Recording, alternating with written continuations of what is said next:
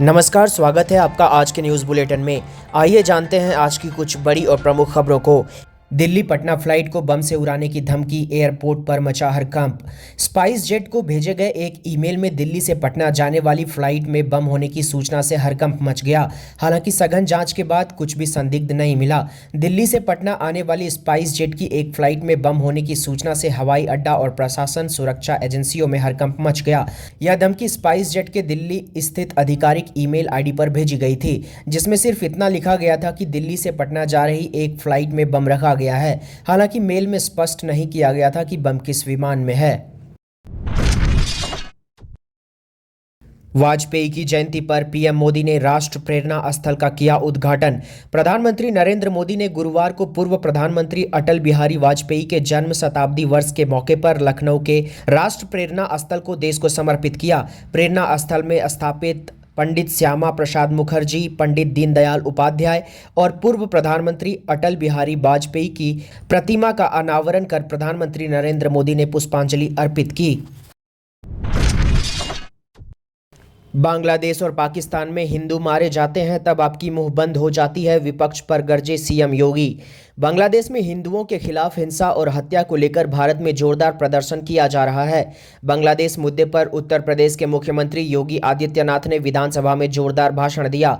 उन्होंने विपक्ष को कटघरे में रखा और तुष्टीकरण की राजनीति करने का आरोप लगाया। सीएम योगी ने कहा, आपकी तुष्टीकरण की नीति का सच जिसकी वजह से बांग्लादेश बना, अगर बांग्लादेश और पाकिस्तान नहीं बने होते तो हिंदुओं को इस तरह जिंदा नहीं जलाया जाता।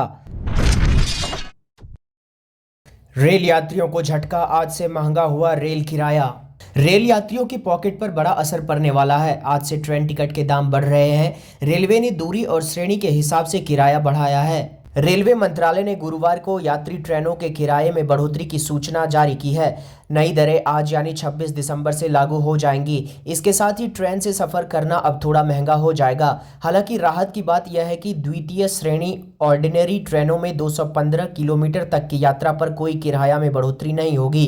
रेलवे मंत्रालय ने 21 दिसंबर को ही यह साफ कर दिया था कि 26 दिसंबर से रेल यात्रा में किराया बढ़ाया जाएगा। यह एक साल के भीतर दूसरी बार है जब रेलवे ने किराए में संशोधन किया है। इससे पहले जुलाई महीने में भी टिकट के दाम बढ़ाए गए थे। मंत्रालय का कहना है कि यह फैसला यात्रियों के लिए किफायती किराया और परिचालन लागत के बीच संतुलन बनाए रखने के उद्देश्य से लिया गया है।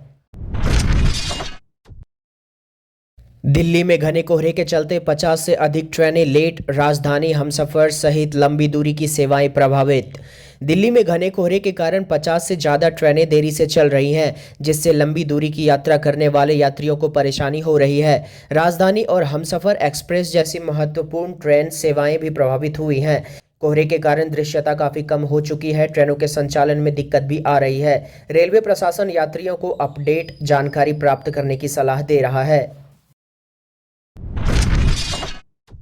यूपी में ब्राह्मण विधायकों की बैठक से गरमाई राजनीति। सर्द मौसम और विधानमंडल सत्र के दौरान ब्राह्मण विधायकों की बैठक ने प्रदेश की राजनीति को गरमा दिया है। भाजपा विधायक अधिकृत रूप से भले ही इसे सामाजिक बता रहे हो, परंतु इसमें राजनीतिक अपेक्षाओं पर चर्चा होने के कयास लग रहे हैं।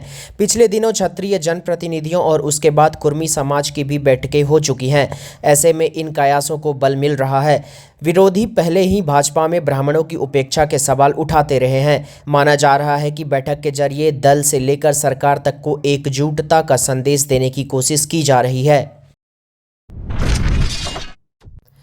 तो आज के न्यूज़ बुलेटिन में फिलहाल बस इतना ही। अगर आपको वीडियो अच्छा लगा तो वीडियो को लाइक करें, साथ ही हमारे चैनल से जुड़ने के लिए सब्सक्राइब अवश्य करें।